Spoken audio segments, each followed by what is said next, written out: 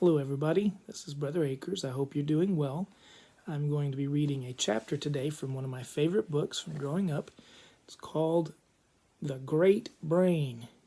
These are stories based on the recollections of a man by the name of John D. Fitzgerald. Now, this is John Dennis, when he was 7 or 8 years old. And this is his next oldest brother, Tom Dennis. All the boys had the same middle name. And Tom Dennis is so smart that he's given the nickname the Great Brain. But you know what his great brain does most of the time? It gets him in a lot of trouble. So I'm going to read chapter 1 called The Magic Water Closet. Now, you've probably never heard the term water closet before, but a water closet is an old-fashioned term for a toilet. They used to call it the water closet. So anyhow, chapter 1, The Water Closet. Most everyone in Utah remembers 1896 as the year the territory became a state. But in Aidenville, it was celebrated by all the kids in town and by Papa and Mama as the time of the Great Brain's Reformation. I was 7 years old, going on 8. Tom was 10, and my older brother Swain would soon be 12. We were all born and raised in Aidenville, which was a typical Utah town with big, wide streets lined with trees that had been planted by the early Mormon pioneers. The people who first settled in Utah were Mormons, or members of the Church of Jesus Christ of Latter-day Saints. Aidenville had a population of 2,500 people, of which about 2,000 were Mormons and the rest Catholics and Protestants. Mormons and non-Mormons had learned to live together with some degree of tolerance and understanding by that time, but tolerance hadn't come easy for my oldest brother Swain, my brother Tom, and myself. Most of our playmates were Mormon kids, but we taught them tolerance. It was just a question of us all learning how to fight good enough for Swain to whip every Mormon kid his age, Tom to whip every Mormon kid his age, and for me to whip every Mormon kid my age in town. After all, there's nothing as tolerant and understanding as a kid you can whip. We never had any really cold weather or snow in Aidenville because it was situated in the southwestern part of Utah, known to the Mormons as Dixie due to its mild climate. This was fortunate since we didn't have indoor toilets then. Everybody in town, from Calvin Whitlock the banker down, had to use a back house until the water closet Papa ordered from Sears Roebuck. We called them back houses and not outhouses because in Utah an outhouse was a sort of tool shed and storage room. Back houses ran from 2-holers to 6-holers. Ours was a standard 4-holer. You could just about judge a family's station in life by their back house. Just by looking at the Whitlock back house, with its ornate scroll woodwork trim and its fancy vent, you knew that Calvin Whitlock was a person of means and influence in the community. If there was one man in all of Aidenville who would order the first water closet ever seen in town, that man had to be Papa. I thought Papa was the greatest man in the world, except for one weakness. Papa just couldn't resist ordering any new invention that he saw advertised in magazines or catalogs. Our big attic was filled with crazy inventions that didn't work. Papa was always threatening to write the presidents of these companies and denounce them as swindlers, but he never did. I guess he was afraid they would write back and call him a fool for believing what they said in their advertisements. Papa was editor and publisher of the Aidenville Weekly Advocate. You would think a man smart enough to be an editor and publisher would be smart enough not to let himself be swindled, but Papa kept right on ordering new inventions. It was no surprise to anybody in town when they learned Papa had ordered the first water closet most people had ever seen. The first Tom and I knew of it was the morning Fred Harvey walked into our backyard with a pick and shovel on his shoulder. He was the only plumber in town. He was a middle-aged man with a face that looked as if he'd just taken a bite out of a sour pickle. He was known as a very cranky person who didn't like kids. Mama said the reason Mr. Harvey didn't like kids was because he never had to put up with any of his own. Didn't quite sound right to me, but that's what Mama said. When Mr. Harvey came into our backyard, Tom and I were on our big back porch, which ran the width of our house. We were beating with sticks on Mama's wash tubs, pretending that we were drummers in a band. Tom had a grin on his freckled face as he banged away. He was the only one in our family who had freckles. Tom didn't look like Mama, and he didn't look like Papa unless you put them together. Then you could see that his hair was a cross between Papa's dark hair and Mama's blonde hair, and that he had Papa's nose and mouth and Mama's stubborn chin. Where the freckles came from was a mystery. I took after Papa and had curly black hair and dark eyes. My other brother, Swain, took after the Danish grandfather for whom he was named. He had blonde hair and a stubborn Danish chin. Tom and I heard the clanking sound of the pick and shovel being dropped onto the ground by Mr. Harvey over the sound of our beating on the wash tubs. We stopped and turned around to watch. Mr. Harvey pulled a bandana handkerchief from his overalls pocket and blew his nose loudly. Then he looked at us as if he resented us being in our own backyard. "Why aren't you kids in school?" he demanded. "Because there isn't any school today," Tom said, glaring right back at Mr. Harvey. "And there might not be any school for a whole week." "And why not?" Mr. Harvey asked. "Because Miss Thatcher is sick," Tom answered. Mr. Harvey certainly knew that Miss Thatcher taught the 1st through the 6th grades in our one-room schoolhouse. He also knew that when she was sick, there wasn't any school for any kid in town. I guess this kind of upset him. "If I'd known that," he said as if angry, "I wouldn't have taken this job." Tom and I watched Mr. Harvey start to dig a hole in our backyard. "What's he doing?" I asked, just as curious as I can be. "Let's find out," Tom said. We left the porch and approached Mr. Harvey. "Why are you digging a hole?" Tom asked, polite as all get out. "To bury nosy little boys in," Mr. Harvey said gruffly. "Now get away from me and leave me to my work." "Come on, J.D.," Tom said, heading back for the porch. "We'll ask Mama." My brothers and I always called ourselves by our initials because that was the way Papa addressed us. We all had the same middle initial because we all had the same middle name of Dennis, just like Papa. More than 200 years before I was born, an ancestor of ours named Dennis betrayed 6 of his cousins to the English during the rebellion in County Meath, Ireland. His father decreed that all male Fitzgeralds must bear the middle name of Dennis to remind them of the cowardice of his son. I followed Tom into our big kitchen with its 10-foot wide coal-burning range. Mama was kneading dough on the big kitchen table as we entered. I had never seen Mama's hands idle. They were busy hands, sewing, mending, cooking, washing, knitting, always moving. Mama's blonde hair was piled high in braids on her head. The sunshine coming through the kitchen window and striking Mama's head made her hair look like the golden sunlight. She looked at us and smiled. What have you two boys on your minds?" she asked. "Why is Mr. Harvey digging a hole in our backyard?" Tom asked. "It's a cesspool for the water closet your father ordered from Sears Roebuck," Mama answered. Aunt Bertha, who had lived with us since the death of her husband, was greasing a bread pan with bacon rinds. She wasn't really our aunt, but we called her Aunt Bertha because she was just like one of the family. "This water closet business is the most foolish thing your husband ever did," she said to Mama. When Aunt Bertha criticized Papa, he was always Mama's husband.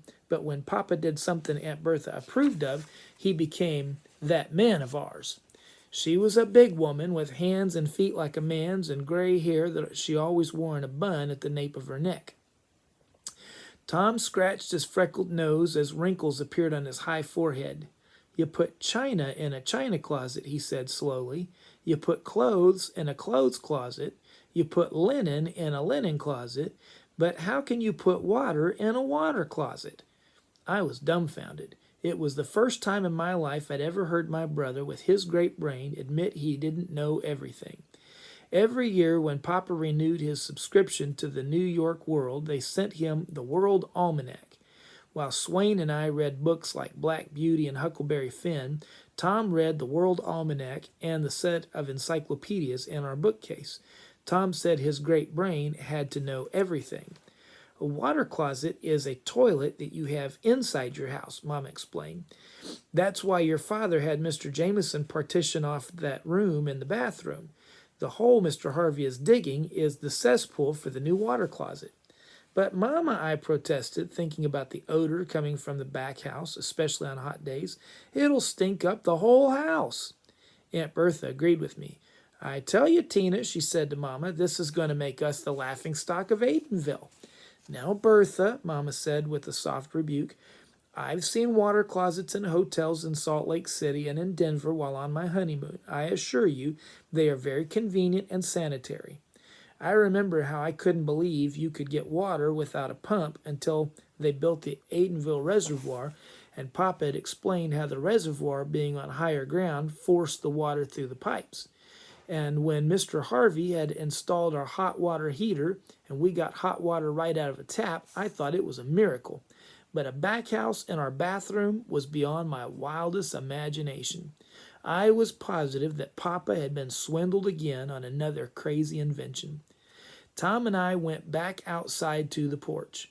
We watched as Mr. Harvey continued to dig the cesspool.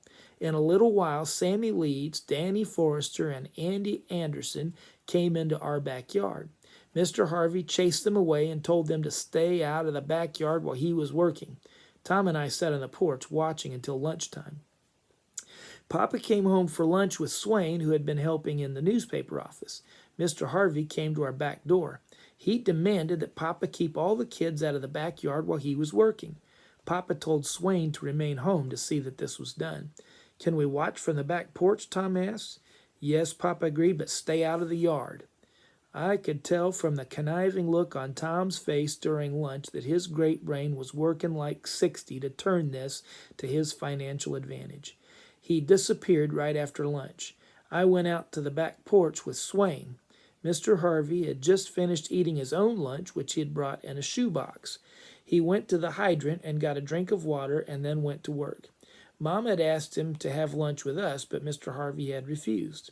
Swain and I sat on the railing of our back porch watching.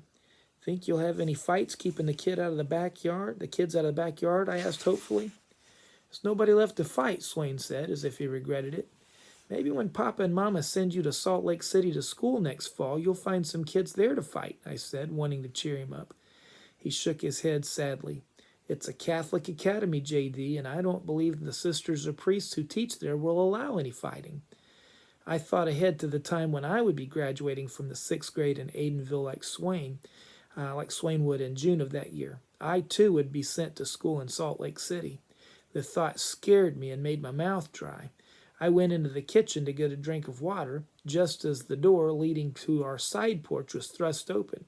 I stared bug-eyed as I watched Tom come through the hallway that separated our kitchen and dining room, followed by 10 kids.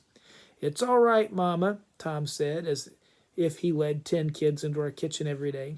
Papa ordered Swain to keep the kids out of the backyard while Mr. Harvey's digging, but Papa said it was all right to watch from the porch.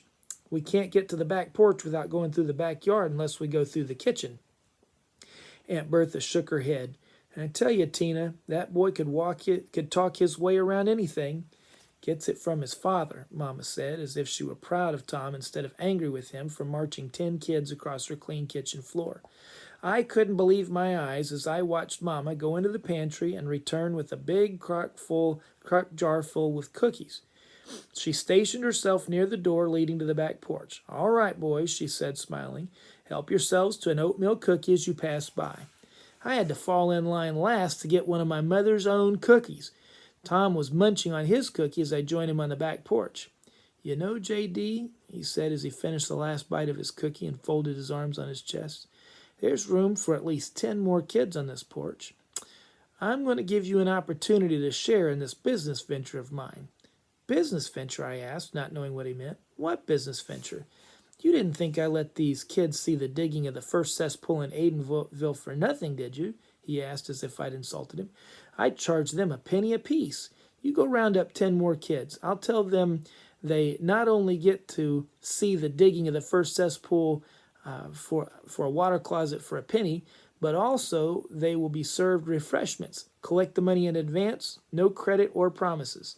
How do you know Mama will give them a cookie? I asked. She has to, Tom said confidently, because she gave all the other kids a cookie. What do I get out of it? I asked. I knew from past experience that it always pays to spell out the terms when making a business deal with my brother. I'll pay you a commission of 1 penny for each 5 kids, Tom answered. If you round up 10 more kids, you'll make 2 cents.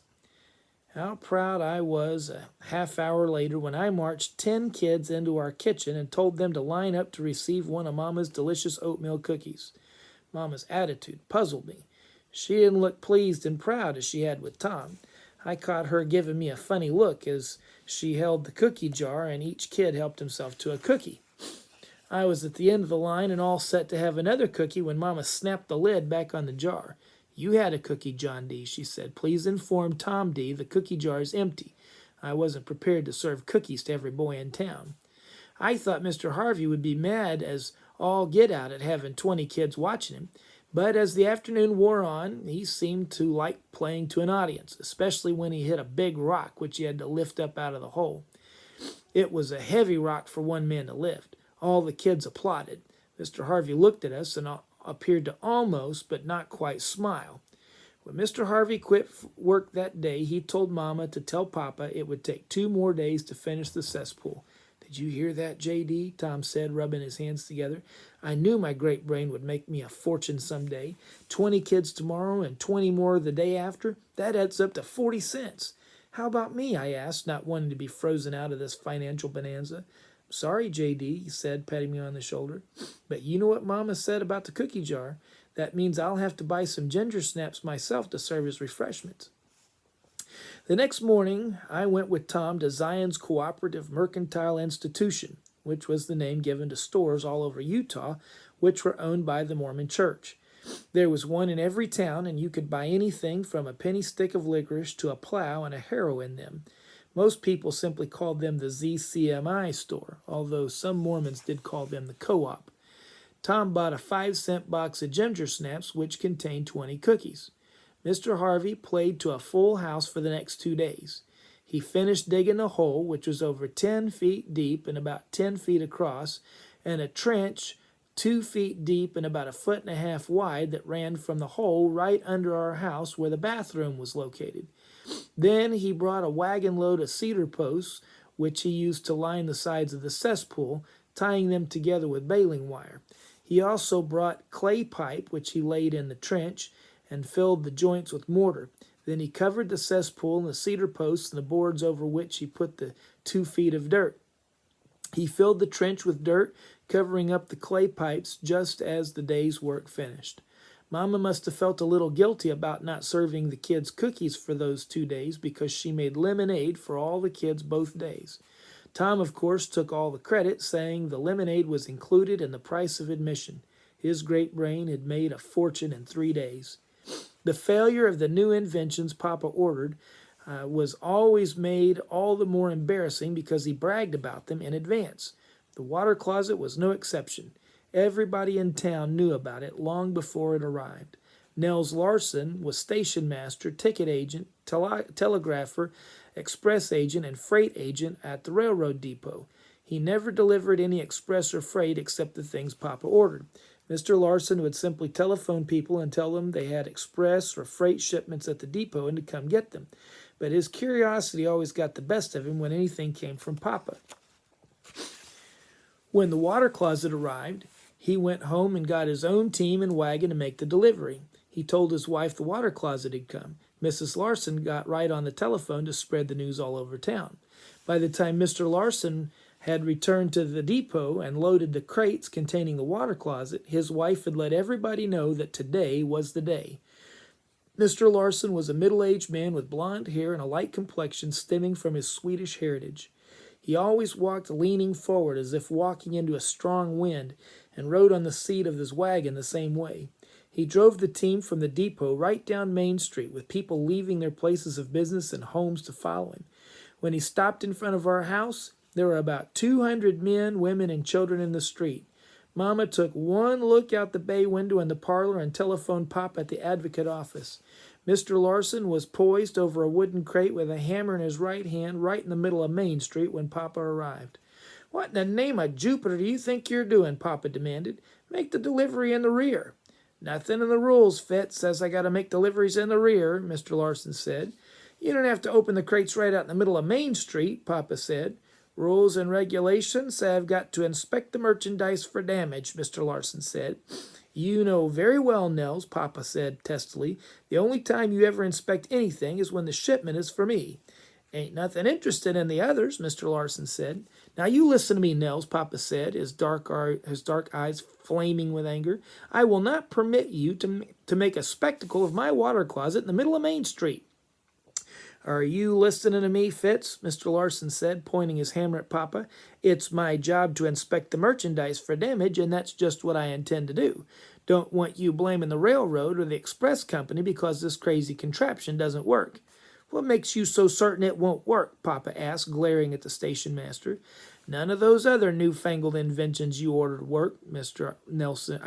Larson answered, putting Papa in his place. Go ahead and open it, Papa said in complete defeat. The first crate Mr. Larson opened contained the copper-lined water tank, which he placed on exhibition on top of the crate. He stepped back and eyed it critically. Can't figure out what it's for, he said. Are you satisfied it isn't damaged? Papa said, as if trying to control his temper. If so, I assure you that Mr. Harvey and I will know what it's for. Then Papa folded his arms on his chest like a martyr. Since you're bound and determined to hold a public unveiling of my water closet in the middle of Main Street, please get on with it. No reason to get sore, Mr. Larson said indignantly, just because a man is doing his job according to the rules and regulations.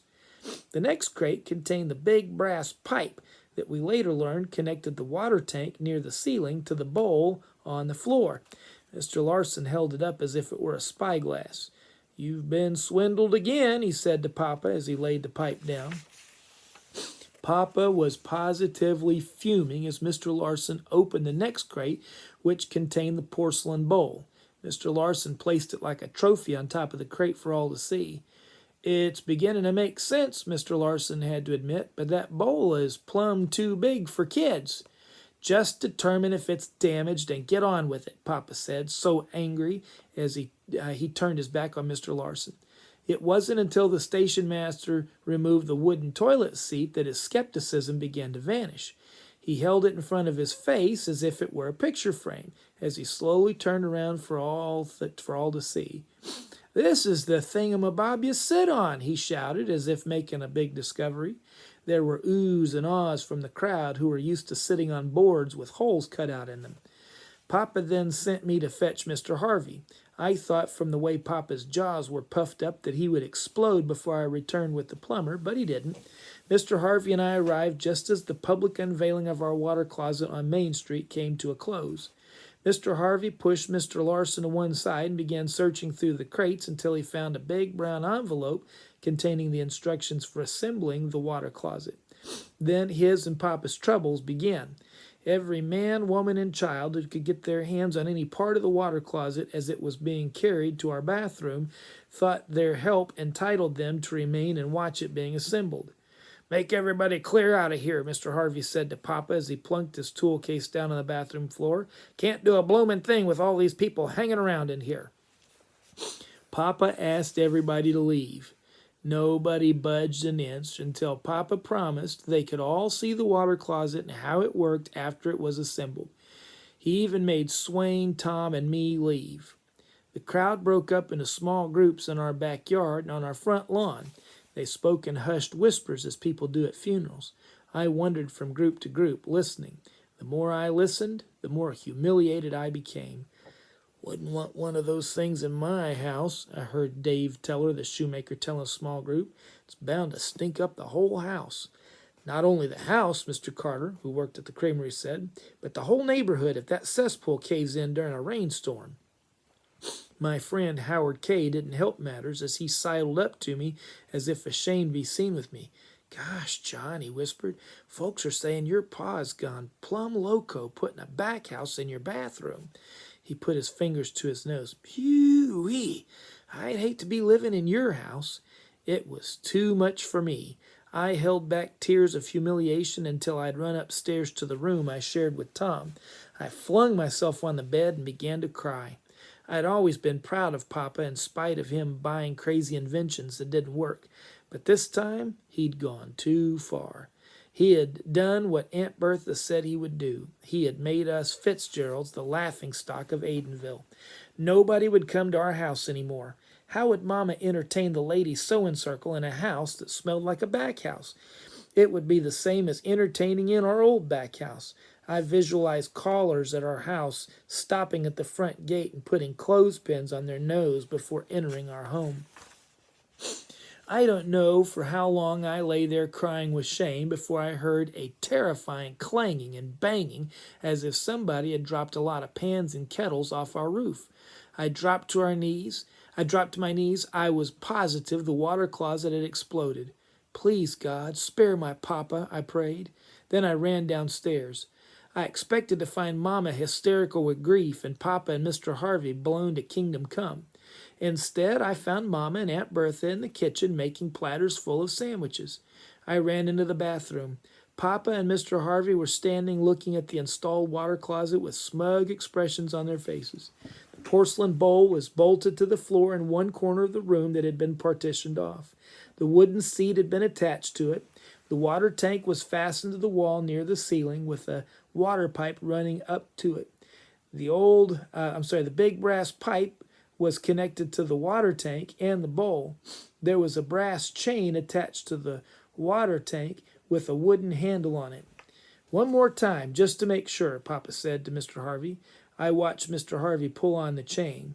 There was a clanging sound, and then water rushed down the brass pipe from the water tank into the porcelain bowl, filling it up. Then suddenly, the water in the bowl disappeared. I know this sounds different from the toilet you're used to seeing, but I thought I'd share with you. A couple years ago, I was visiting the state of Oklahoma, and I was in a really old building, there's a restaurant in there, and I went into the restroom at the restaurant, and they had one of these old-fashioned toilets.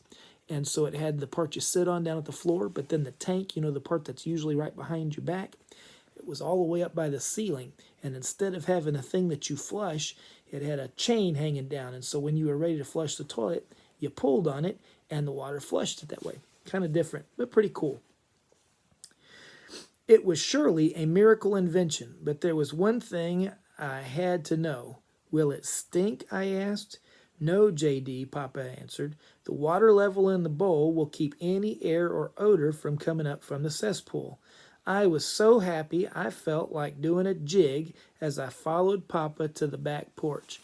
I watched Papa clasp his hands behind his back and teeter on his heels.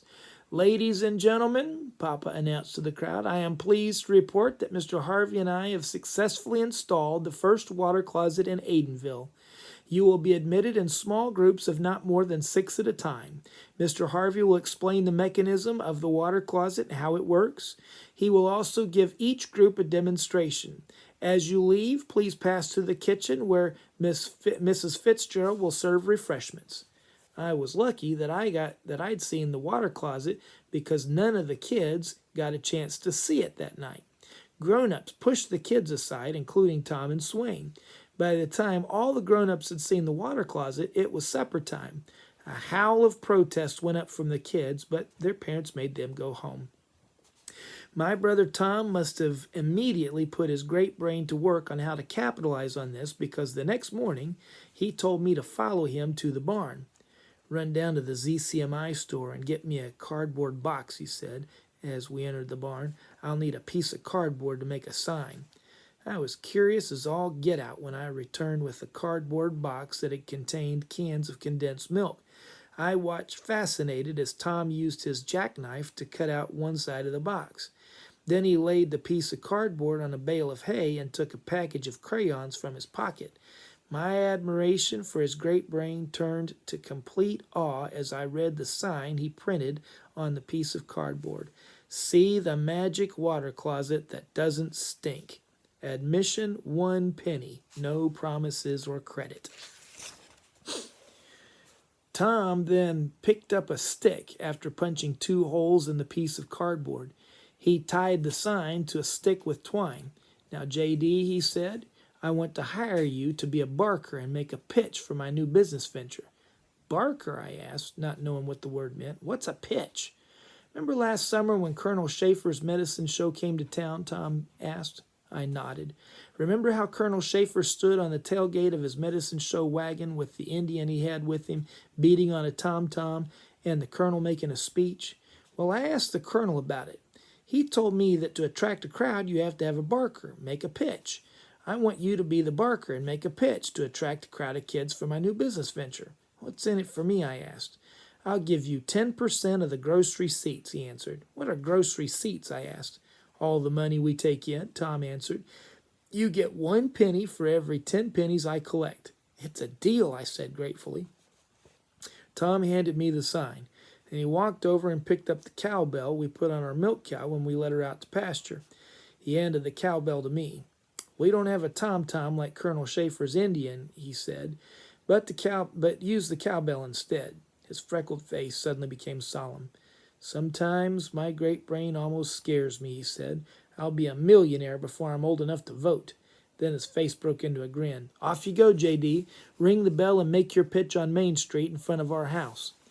I took up my station as barker in front of the house. I rang the cowbell and made my pitch. See the magic water closet that doesn't stink, I shouted as I rang the cowbell. Only 1 penny to see the magic water closet. Colonel Schaefer was right. All you need was a barker to make a pitch to attract a crowd. Kids came running from every part of town. I soon had kids lined up all the way from our front gate and around the side of the house to our back porch where Tom was busily collecting a penny from each kid to see the water closet.